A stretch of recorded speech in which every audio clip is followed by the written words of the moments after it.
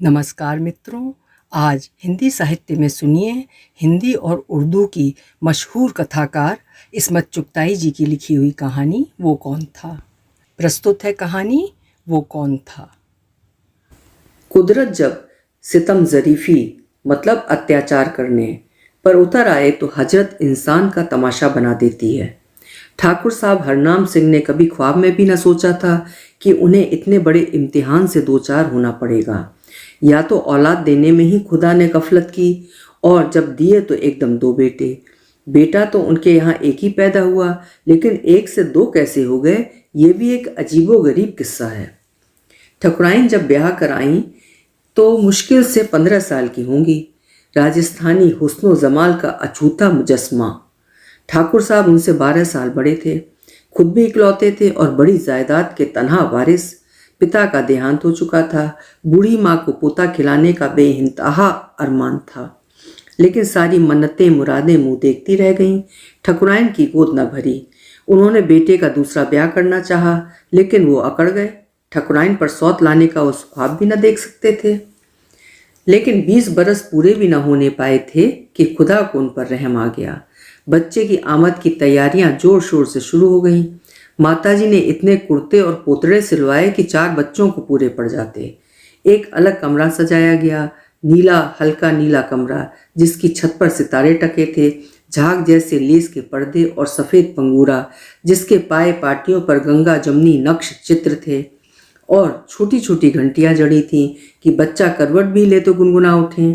उन घंटियों को कुछ इस तरह लगाया गया था कि जब हिलती थीं तो सातों सुर बजते थे, और कुछ ऐसी सुरीली आसमानी मौसीकी उभरती जैसे फरिश्ते लोरियां गुनगुना रहे हों। और भी तरह तरह के खिलौने सजाए गए।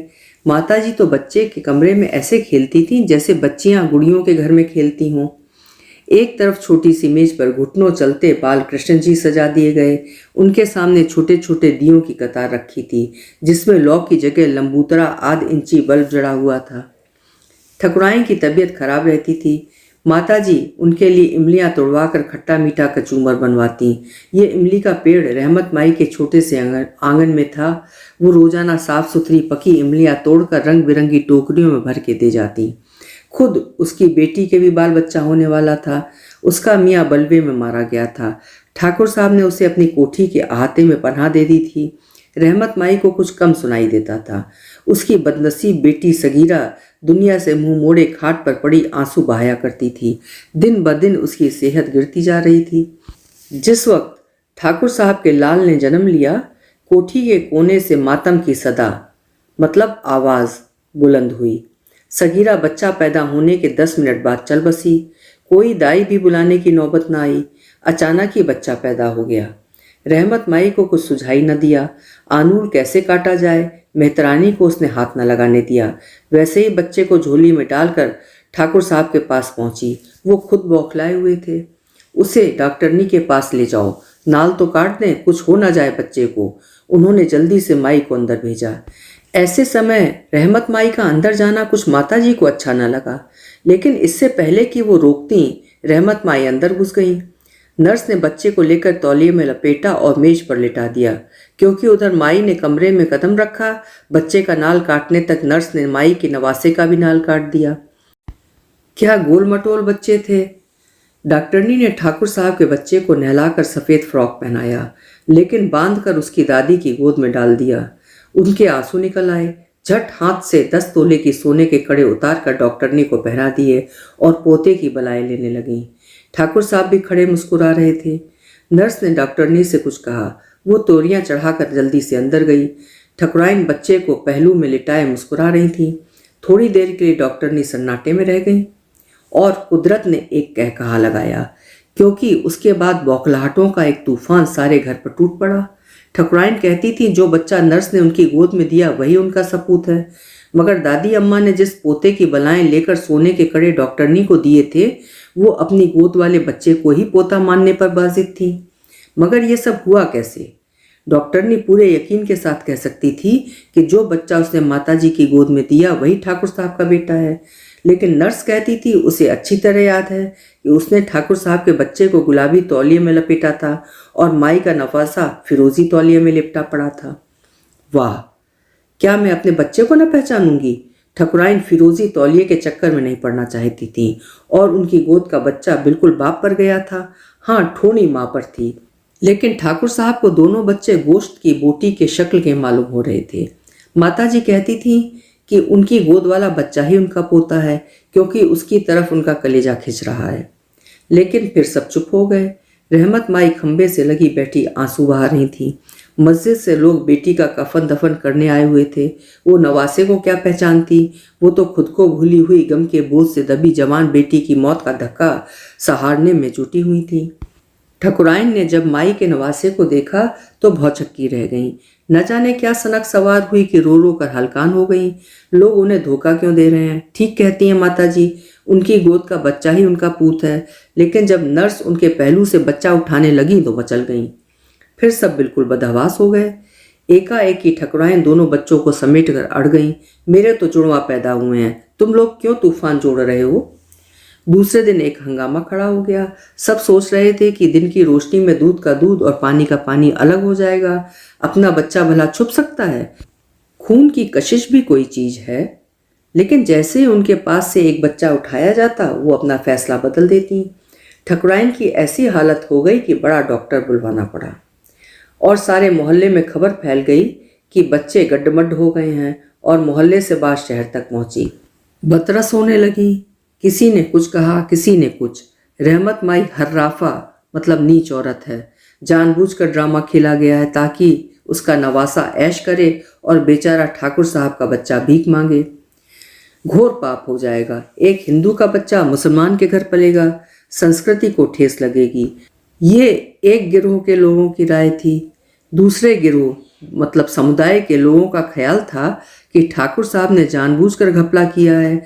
इस तरह वो एक मुसलमान बच्चे को अपने कब्जे में करने में तुले हुए हैं। खूब बहसें चली। कई मोहल्लों में तनाव फैल गया। एक हिंदू लड़के ने एक मुसलमान को थप्पड़ मार दिया। बस 2-4 छुरियां चली। खून खराबे होने लगे। पुलिस नाकों पर डट गई। बलवे पर काबू पा लिया गया। बाद में पता चला कि हिंदू लड़के ने जिस मुसलमान को थप्पड़ मारा था वो मुसलमान नहीं, हिंदू ही था। सब झूठ। बलवे में दिलचस्पी रखने वाला गिरोह बोला और बलवा बढ़ता गया। दोनों फिरकों के जलसे और मीटिंगें होने लगी। वफ्द मतलब प्रतिनिधि मंडल अफसरों की खिदमत में हाजिर हुए। फौरन सुपरिंटेंडेंट साहब में सार्जेंटों के दौड़े आए। दोनों बच्चों को तस्फिया मतलब फैसला होने तक सरकारी अस्पताल में भेज दीजिए। क्यों? मैं अपना इकलौता बच्चा खैराती अस्पताल में क्यों भेजूं? ठाकुर साहब अकड़ गए। लेकिन सवाल ये था कि उनका बच्चा कौन सा है। ठकुराइन ने रो रो कर बुरा हाल कर रखा था। कभी एक को छाती से लगाती, फिर दिल दूसरे की तरफ खींचने लगता। उन्होंने कह दिया कि एक भी बच्चे को किसी ने हाथ लगाया तो वो हश्र बरपा देंगी। पुलिस में हिम्मत है कि बच्चे को ले जाए? जाहिर है ऐसे वक्त में ठकुराइन से जिद बांधना उन्हें कत्ल करने के बराबर था। उनका दिमागी तवाजुन मतलब संतुलन बिगड़ जाने का खतरा था। वैसे सभी का दिमागी तवाजुन डगमगा रहा था। खुदा ने बरसों बाद एक बच्चा दिया और वो भी इस खटाई में पड़ गया। इसकी वजह से खून खराबे हो रहे हैं। ठाकुर साहब हैरानों परेशान थे और बेबस भी। बच्चों को जरा बड़ा होने दीजिए, हफ्ते 2 हफ्ते में कुछ नक्शा निकल आएगा, पहचान पड़ जाएंगे, लोगों ने राय दी। रहमत माई चौखट पर बैठी रो रही थी। मेहरबानी करके उसका नवासा दे दिया जाए तो वो अपने वतन पीलीभीत ले जाकर किसी आंखों वाली खुदा तरस औरत की गोद में डाल दें। बिन माँ बाप का बच्चा पल तो जाएगा। अब वही दुनिया में उसका सब कुछ था, इकलौती बेटी की आखिरी निशानी। और जब बुढ़िया को हकीकत समझाने की कोशिश की गई तो पछाड़े खाने लगी। मजबूरन ठाकुर साहब ने कहा, दे दो कमबख्त को बच्चा कि पाप कटे। सवाल ये था कौन सा बच्चा? मुझ अंधी को कुछ नहीं सूझता, तुम आंख वालों के भी दीदे फूट गए। रहमत माई बड़बड़ा रही थी। गरीब बुढ़िया का टेटुआ दबाना है तो दूसरी बात है। बड़ी झकझक के बाद एक बच्चे के हक में फैसला हुआ कि वो बुढ़िया का नवासा है। लेकिन उसमें एकदम माताजी को अपने पति यानी बच्चे के दादाजी की शबाहत मतलब छाया नजर आने लगी। वो छाती पीटने लगी। अब तो रहमत माई को यकीन हो गया कि वो लोग उसे झांसा दे रहे हैं। वो फूटकर रोई कि कलेजे हिल गए। डरते डरते फिर दूसरे के हक में फैसला किया गया। लेकिन उसे लेकर रहमत माई अंगनाई तक मुश्किल से गई होंगी कि ठकुराइन के दांत भिज गए। मुंह से झाग जाने लगा। जरा सोचो तो, जिसे बुढ़िया ले जा रही है दरअसल वही उनका पूत है। कोई गारंटी कर सकता है कि गुत्थी वाकई सुलझ गई, फैसला ठीक हुआ है? बड़े सोच विचार के बाद ठाकुर साहब ने रहमत माई को समझाया, तुम बच्चा पाल तो सकती नहीं, किसी से पलवाओगी, मुझे पाल लेने दो, तुम भी जैसे रहती थी रहो, तुम्हारी नज़रों के सामने रहेगा। ठाकुर साहब जानते थे कि बच्चे दोनों नज़रों के सामने रहेंगे, लेकिन उनका बच्चा तो खो गया, वो उसे पूरे यकीन के साथ नहीं देख सकते। शक कैसे दूर होगा? रहमत माई चुपचाप सुनती रहीं, फिर बोली, साफ बात है ठाकुर साहब, बच्चा आपके यहाँ पलेगा, आपके धर्म पर चलेगा, ये कैसे हो सकता है? हश्र के दिन खुदा को मैं क्या मुंह दिखाऊंगी कि एक मोमिन का बच्चा काफिर बना दिया? मेरी आकिबत मतलब परलोक खराब हो जाएगी। और फिर बड़े मौलवी साहब तो जमात से बाहर करने को कहते हैं, मेरी तो जैसे मिट्टी पलीद हो जाएगी। खुदा का वास्ता मेरा बच्चा मुझे दे दो। तुम्हारा बच्चा मैं देना चाहूँ तब भी नहीं दे सकता। हाँ, अगर तुम सोचती हो कि तुम अपना नवासा पहचान सकती हो तो मैं तुम्हारा बेहद शुक्रगुजार होऊंगा। मेरी मुश्किल भी वही है जो तुम्हारी। मेरे ऊपर भी लोग दबाव डाल रहे हैं, समझते हैं मैं जानबूझकर बन रहा हूँ, मुसलमान बच्चा हड़प करना चाहता हूँ, और मुझे कह रहे हैं कि आपकी दौलत की लालच में जानकर मैंने ये सारा स्वांग रचाया है, आपको बेवकूफ़ बना रही हूँ। लेकिन शहर में तूफान उठा हुआ था, अखबारों के जरिए खबर फैल रही थी, साथ साथ आग भी फैल रही थी। इस्लाम खतरे में, हिंदू धर्म शिट हो रहा है, नारे लग रहे थे। मजहबी पार्टियों से आगे बढ़कर सियासी पार्टियों ने बात लपक ली थी और जलसे हो रहे थे, फंड जमा किए जा रहे थे, एक दूसरे पर गंदगी उछाली जा रही थी। मुल्क के साथ नाइंसाफ़ी और जुल्म। मुल्क का बंटवारा काफ़ी नहीं, अब हर घर में एजेंटे छोड़े जा रहे हैं। नाजियों की तरह बच्चे मुल्हिद मतलब विधर्मी बनाए जा रहे हैं। ये सब नक्सलाइट की कारस्तानी है। जमहूरियत मतलब लोकतंत्र पर ज़बरदस्त चोट। इसमें चीन का हाथ है। हमारे निज़ाम व्यवस्था को दरहम बरहम मतलब तहस नहस करने के लिए CIA सबूत साज कर रहा है। गद्दी छोड़ो। और फिर पार्टियों में इस सवाल पर जूते चल गए, फूट पड़ने लगी। वो कौन था? मिनिस्ट्रियां डगमगाने लगी। इधर कभी लोग रहमत माई को भड़काते और वो खुदा का कहर बन जाती। ना अच्छी तरह सुन न देख पाए, ना हाथ पैरों पर काबू, एकदम गाली गलौज पर उतर आईं कि बौखला कर ठाकुर साहब उसे एक के बजाय दोनों बच्चे दे देने पर राजी हो जाते। लेकिन जब वो भी मुतमईन आश्वस्त न हो पाती कि अपना नवासा ही मिल रहा है तो गुस्से और झुंझलाहट में आकर चौखट पर माथा फोड़ने लगती। अल्लाह रसूल का वास्ता मेरा नवासा मुझे दे दो। वो घिघियाती तो सबके कलेजे मोम हो जाते। ऐसा भी होता कि लोगों का ध्यान किसी दूसरे गर्मा गर्म हादसे की तरफ बटा हुआ होता और वो हिंदू मुस्लिम बच्चों के सवाल को भूलकर किसी और सिलसिले में लड़ने झगड़ने लगते। तब रहमत माई दुआएं पढ़ पढ़ कर दोनों बच्चों पर फूंकती। अल्लाह पाक सब हिसाब किताब समझता है, दुआ यकीनन उसके नवासे के खाते में ही जमा होंगी, इंशाअल्लाह कोई खयानत ना होगी। ठकुराइन भी सब कुछ भूल भाल कर सीधी सादी माँ रह जाती। उनके प्यार के प्यासे दिल में 2 से ज़्यादा बच्चों के लिए जगह पड़ी थी। बस माताजी की जान अजीब मुसीबत में थी। वैसे वो दोनों ही बच्चों पर अपनी झिझकती हुई मोहब्बत न्यौछावर करने को तैयार थीं, लेकिन उन्होंने अभी तक अपने पोते को भगवान के चरणों में नहीं डाला था। कैसे डालती? कहाँ था उनका पोता? और ठाकुर साहब ने कई बार जेब से रुपया निकाल कर टॉस भी करके देखा था, लेकिन दिल को सुकून और यकीन न मिला। रुपए का कहना मानकर उन्होंने एक बच्चा माई को दे दिया। क्या मालूम वही उनका अपना हो। उन्हें ब्लड टेस्ट पर भरोसा था, खून की जांच पड़ताल होने के बाद जरूर मुअम्मा मतलब पहेली हल हो जाएगा। इसलिए बच्चे को जरा सा बड़ा होने का इंतजार था। इतने छोटे बच्चे के खून टेस्ट करवाने के ख्याल से ही ठकुराइन तूफान उठाने लगती। वैसे सब उन्हीं को मुजरिम कहते थे। ऐसी भी क्या माँ जो बच्चे को न पहचान पाए? गाय बकरी कुतिया बिल्ली तक पहचान लेते हैं। आप माँ को पता चल जाता है। लेकिन ठकुराइन इस बला की थी कि जैसे मिट्टी का लोंदा। पहले तो माताजी ने बहू को डांटा फटकारा, लेकिन जब वो धारों धार रोईं, कस्में खाई कि वाकई वो खुद बहुत जोर लगाती हैं लेकिन पता ही नहीं चलता और ना ही कोई उम्मीद है कि चल सकेगा। बस उन 2 में से एक तो उनका अपना है ही। उधर शहर में कुछ सूबाई इलेक्शन शुरू हो रहे थे।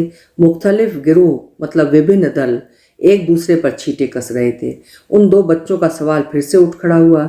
जब कोई सज्जन अपनी कारगुजारियों के बारे में भाषण देने को खड़े होते, बच्चों के इस अलमिए मतलब त्रासदी को दरमियान में जरूर घसीट लाते और जो तबाहकारियां उन बच्चों के गड्ढमड्ढ हो जाने से शहर में फैल रही थीं वो उन पर अपनी रायजनी करते और जोर शोर से वादा करते कि अगर वो इलेक्शन में जीत गए तो इस तरह के खौफनाक घपले बिल्कुल ना होने पाएंगे, क्योंकि वे अपने फिरके के हकूक मतलब अधिकारों की खातिर अपना खून पसीना एक कर देंगे।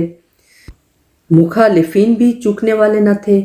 उन्होंने ठाकुर साहब की कौम परस्ती और दूर अंदेशी को सराहा कि किस होशियारी से उन्होंने मुखालिफ फिरके का बच्चा हिंदुआ डाला। अगर सारी कौम भी ऐसी जागृति आ जाए तो मुल्क के सारे दलिद्दर दूर हो जाएंगे।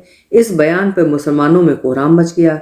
अगर इसी तरह मुस्लिम बच्चों का गबन होता रहा तो बहुत जल्दी इस्लाम के नाम लेवा खत्म हो जाएंगे। कौमी रहनुमाओं के वफ्द पर वफ्द मतलब प्रतिनिधिमंडल सरकार पर जोर डालने लगे। दोनों तरफ से जहां किसी की इलेक्शन मुहिम ठंडी पड़ने लगती, लोग भजन मंडलियों और कव्वालियों के हंगामों के बावजूद जलसों की तरफ से बेतजव्वी बरतते और फौरन कैंडिडेट बच्चों के घपले का सवाल पैदा कर देते। एकदम लोगों में जान पड़ जाती, शद्दो मत से जलसों में जाने लगते। फिर वो वक्त भी आ गया कि बच्चों का ब्लड टेस्ट किया गया। सारी रात ठकुराइन करवटें बदलती रहीं। राम जाने कौन सा बच्चा उन्हें मिलेगा, कौन सा रहमत माई ले जाएगी। उनकी बरसों से तरसी हुई ममता दोनों बच्चों पर तूफान की तरह फट पड़ी थी। बार बार उठकर बच्चों को तकती रहीं। दोनों गोल मटोल हो गए थे। रंग दोनों का गोरा था। एक राजपूत था, दूसरा पठान। कभी दोनों के दादा परदादा एक ही पेड़ के पत्ते रहे होंगे। थोड़े और बड़े हो जाएं तो पता चलेगा। अभी तो बस चीनी के गुड्डे जैसे थे। साथ साथ सोते जागते, साथ ही खाते पीते, इसलिए बिल्कुल जुड़वा बच्चों की तरह एक ही जैसे मालूम होते। दोनों में से वो एक को नहीं चुन पा रही थी। ठाकुर साहब ने जब ब्लड टेस्ट के मानी मतलब अर्थ समझाए तो जमीन आसमान एक कर दिया। हाय, मैं अपने लाल का लहू निकालने दूंगी। डॉक्टर से कहो कि नब्ज देखकर जो फैसला करना हो कर दें।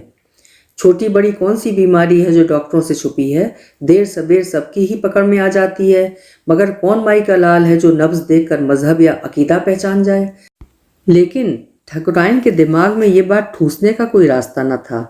डॉक्टरों ने भी कहा कि जरूरी नहीं कि सही फैसला हो जाए, ये जरूरी नहीं कि बाप बेटे का खून एक ही ग्रुप का हो। ठकुराइन गुपचुप क्या समझती, बस यही कहे जाती थी, जो डॉक्टर नब्ज देखकर न पहचान पाए वो पाखंडी है, जूते मार के निकाल दो। वो दोनों को लेकर कुंडी चढ़ाकर कमरे में बैठ गईं। उनके इस रवैये पर और भी रंग बिरंगी अफवाहें उड़ने लगीं। असल में ठकुराइन का बच्चा ठाकुर साहब से नहीं किसी और से है, इसलिए वो ब्लड टेस्ट से कतरा रही हैं। इंसान खस्तलन मतलब प्रकृति से आदमखोर है। अब खाना हराम हो गया है तो मुंह में पानी भरता है। चिढ़कर दुख पहुंचाकर ही कलेजा ठंडा कर लेता है। जिस्मानी तोड़फोड़ और काट छांट से जी नहीं भरता तो दिलो दिमाग में बरमा करके तेजाब भरना चाहता है। इस अफवाह ने ठाकुर साहब को झंझोड़ कर रख दिया। बेटे की खुशी तो मिट्टी में मिल ही चुकी थी। अब दिल में एक गंदे शक ने डंक उठाया। सहम कर पास पड़ोस पर नजर डाली। ठकुराइन का यार कौन है। जी चाहा उसी वक्त तीनों को मौत के घाट उतार दें, फिर अपने भेजे में गोली मार लें। उधर रहमत माई आकिबत मतलब परलोक के बोरिये समेटने पर तुली हुई थी। बच्चे के कान में अजान देने के लिए मौलवी लाई थी। तभी माताजी और ठकुराइन राम राम कह उठी थी। बड़ी खींचतान के बाद ये फैसला हुआ था कि फिलहाल दोनों के कान में अजान दिलवा दी जाए। अल्लाह का नाम कान में पड़ने से कोई नुकसान नहीं। जब मौलवी अजान देकर ₹1.25 फी बच्चा के हिसाब से ₹2.5 लेकर चलता बना तो माताजी ने रहमत माई की री की परवाह किए बगैर बच्चों पर गंगा जल छिड़का और आरती उतार दी। अब रहमत माई को हुड़क उठ रही थी कि बच्चों की मुसलमानियाँ हो जाए तो अच्छा है, फिर बड़ा हो गया तो तकलीफ ज़्यादा होगी। लेकिन ठकुराइन बच्चों के संबंध में कोई भी छुरी चाकू वाली बात नहीं सुनना चाहती थी। उन्होंने साफ साफ कह दिया कि अगर उनके बच्चे को हाथ लगाया तो रहमत माई की गर्दन काट देंगे। बच्चे तो बच गए, लेकिन इस बात पर हंगामा हुआ और 2-4 गर्दनें कट गईं। बात बढ़ती चली गई। कुछ मंचलों ने रहमत माई के कोठे में आग लगा दी और वो अपना सामान समेट कर कोठी में ले आई। मुखालिफिन मतलब विपक्षी क्यों चुप के बैठते। लूट मार तो कुछ लोगों की आमदनी का वाहिद मतलब एकमात्र जरिया है। काम की चीजें लूट ली, कूड़ा जला दिया। उस वक्त 2-1 पार्टियों में जोरों का जूता चल रहा था। हुकूमत के खिलाफ लोगों को भड़काने में कुछ देर नहीं लगती। लोग वैसे ही महंगाई, बेरोजगारी और घरों की किल्लत से भरे बैठे रहते हैं। बात बात पर स्ट्राइक और बंद लग जाते हैं। फिरका वाराना फसाद शुरू हो जाए तो सारे बंद और स्ट्राइक भूलकर लोग फिरका परस्तों को गालियां देने में मसरूफ हो जाते हैं। इस तरह जो गरीब मजबूर लोग मारे जाते हैं तो कुछ आबादी के मसले पर भी खुशगवार असर पड़ता है। लेकिन इन दो बच्चों के मसले ने बेहद गंभीर सूरत अख्तियार कर ली। रहमत माई का कोठा जलाया गया। इसके जवाब में ठाकुर साहब की कोठी जलाने की कोशिश की गई। हालांकि वो कोठा जिसमें माई रहती थी ठाकुर साहब का ही था, लेकिन इंतकाम में अक्ल कौन जाया करे। मुसलमानों का एक लंबा जलूस कोठी के गिर्द आकर रुका। नारे लगने लगे। जवाब में दूसरी तरफ से फौरन हिंदुओं का मजमा आ गया और बाकायदा मोर्चा कायम हो गया। रहमत माई भूली बिसरी आयतें पढ़ पढ़ कर फूंकने लगीं और ठकुराइन ने बच्चों को गोद में ले लिया और कोठे पर जाकर डट गईं। जीने पर ठाकुर साहब बंदूक तान कर खड़े हो गए। नौकर चाकर खिड़कियां दरवाजे बंद करने लगे। बाहर बाकायदा दोनों मोर्चे डटे हुए थे। रहमत माई को जबरिया कैद से आज़ाद किया जाए और उनका नवासा उनके सुपुर्द किया जाए, मुसलमानों की मांग थी। रहमत माई और उसके नवासे को एक ठाकुर का घर गंदा करने की सजा मिलनी चाहिए, हिंदू कह रहे थे। रहमत माई जिंदाबाद, रहमत माई मुर्दाबाद। और रहमत माई खुशकिस्मती से ऊंचा सुनती थी। वो सिर्फ शोरोगुल सुन रही थी जो उसने अपने जवान दामाद की मौत से पहले सुना था। बातों के बाद फरीकीन मतलब दोनों पक्ष एक दूसरे पर ईंट पत्थर फेंकने लगे। फिर चाकू और छुरियां निकल आईं। ठाकुर साहब फोन पर फोन कर रहे थे। धड़ाधड़ उन्होंने हवा में चंद फायर किए। दंगाई एकदम हड़बड़ा कर भागे। सुनो भाइयों सुनो, ठाकुर साहब चिल्लाए। मजमा ठिठक गया। उन्होंने पूरे मजमे मतलब जन समूह पर एक उड़ती हुई निगाह डाली। लोग आजकल ऐसा लिबास पहनते हैं कि अंदाज़ा लगाना मुश्किल हो जाता है कि कौन हिंदू है और कौन मुसलमान। ज़्यादातर मैले कुचैले नेकर और उटंगे पतलून पहने हुए थे। लोग फिर चिल्लाने लगे, रहमत माई को रिहा करो, बच्चा वापस दो। रहमत माई डायन है, बच्चा मलेच्छ है, निकालो दोनों को। अच्छा मैंने सुन लिया। मैं वादा करता हूँ आप लोग कल सुबह तशरीफ़ लाइए। आप लोग जो फैसला करेंगे आप सबके सामने उस पर अमल करूँगा, ठीक। थोड़ी देर खदबद खिचड़ी पकती रही। फिर लोग अपनी राय देने लगे। वो क्या कहना चाहते थे ठाकुर साहब सुन नहीं पाए, क्योंकि उसी वक्त पुलिस की जीपें सनसनाती आन पहुंची। आते ही दनादन फायरिंग होने लगी। जैसे दंगाइयों को दंगा करने की जगह बेदयानती से समझौता करते देख पुलिस चिढ़ गई हो। दम भर में मैदान साफ हो गया। ठाकुर साहब ने तमाम तफसील बताई और बर वक्त पहुँचने का शुक्रिया अदा किया। ठाकुर साहब आप आग से खेल रहे हैं, ख़त्म कीजिए इस मजाक को। रहमत माई और उसके नवासे को हम पुलिस की हिफाजत में ले जाते हैं। ठाकुर साहब सर झुकाए सोचते रहे। वाकई अब उन्हें फैसला करना होगा, यूं काम न चलेगा। अमन आमा मतलब शांति व्यवस्था में खलल पड़ रहा है। ये आग बहुत खतरनाक सूरत अख्तियार कर सकती है। जी मैं समझ गया, आप फिक्र ना करें, जैसा आप कहते हैं वैसा ही होगा। तो फिर देर ना कीजिए, आज और रहने दीजिए। रहमत माई की तबीयत भी अच्छी नहीं, बच्चे सो रहे हैं। जगाया तो कच्ची नींद में हलकान हो जाएंगे। फिर ठकुराइन को भी समझाना है, वो समझ जाएंगी। क्यों ना समझेंगी, एक दिन तो फैसला होना ही है। पुलिस अफसर के जाने के बाद वो अंदर नहीं गए, बाहर ही टहलते रहे। सारे लॉन पर पथराव की वजह से ईंट पत्थर पड़े थे। वो पैर बचा बचा कर चलते रहे। फिर वो अंदर गए। बच्चों के कमरे में 0 पावर का नीला बल्ब जल रहा था। नीला कमरा, नीले पर्दे, नीली रोशनी में जैसे आकाश का कोई अछूता कोना था, जहां 2 नन्हे नन्हे फरिश्ते मीठी नींद सो रहे थे। सफ़ेद बेबी बेड पर दोनों बच्चे अड़े सोए हुए थे। ठकुराइन कई दिन से तकाजा कर रही थी कि बच्चों के लिए एक और बेड मंगवाइए, बड़े हो रहे हैं, एक दूसरे को हाथ मारेंगे। वो मुस्कुरा पड़े। हिंदू मुसलमान जो ठहरे, लात घूसा न चलाएंगे तो खाना कैसे हजम होगा। गौर से वो बच्चों को देख रहे थे, जैसे पूछ रहे हों तुम कौन हो, जैसे बच्चे वाकई बोल ही पड़ेंगे। ठकुराइन पहले तो बहुत बिगड़ी, लेकिन जब मालूम हो गया कि कोई और चारा नहीं तो दोनों को एक एक घुटने पर डाले सारी रात बैठी सिसकियां भरती रहीं। सिर्फ एक रहमत माई थी जो पड़ी खर्राटे लेती रही, जैसे उसका नवासा मिल गया हो। बाकी सबने रात आंखों में काट दी। सुबह सबके चेहरे पीले हो रहे थे। ठकुराइन की आंखें सूज रही थीं। फिर फैसले का वक्त आ गया। दरबार सजा, लोग तमाशा देखने जमा हुए। पुलिस का इंतजाम काबिल तारीफ था। ठाकुर साहब बरामदे में बैठे थे। ठकुराइन ने दोनों को नहलाकर प्यार किया, कुर्ते पहनाए, काजल डालकर नज़र का टीका माथे और पाँव के तलवे में लगाया। फिर आंखों के नल खोल दिए। रहमत माई अपना नवासा उठा लो। हैं? रहमत माई खांसी। तुम ही दे दो बहू जी, मैं अपने हाथ से इनका मैला पोतरा भी न दूंगी। राजपूतनी गुर्राई। जल्दी करो माई, बाहर लोग इंतजार कर रहे हैं। इंतजार कर रहे हैं तो करने दो, खुदा की मार उनकी सूरतों पर। इत्मीनान से वो कराही। घुटने चटकाती मुंह मुंह में किसी को कोसती उठी। एक बच्चा उठाया और बाहर चली। ए माई सुनो तो। काहे को? वो टर्राई। पहचान लिया? ठकुराइन ने मरी आवाज में पूछा। हाँ हाँ, क्यों ना पहचानूंगी, मेरा नवासा हुआ ना। वो लपक कर बाहर चली गई। ठकुराइन का दिल साथ खिंचता चला गया। उन्होंने बेबी बेड में लेटे बच्चे को देखा, जैसे वो कोई अजनबी हो, आज पहली बार मुलाकात हुई हो। उन्होंने उसे गोद में ले लिया, लेकिन गोद खाली ही रही। बाहर जाकर रहमत माई ने मजमे को बताया कि शुक्र खुदा का कि उनका नवासा मिल गया। सब खुश खुश चले गए। फक्र से जाते हुए मजमे को देखा, फिर गोद के बच्चे को देखा और सीढ़ियों पर उतरते उतरते रुक गईं।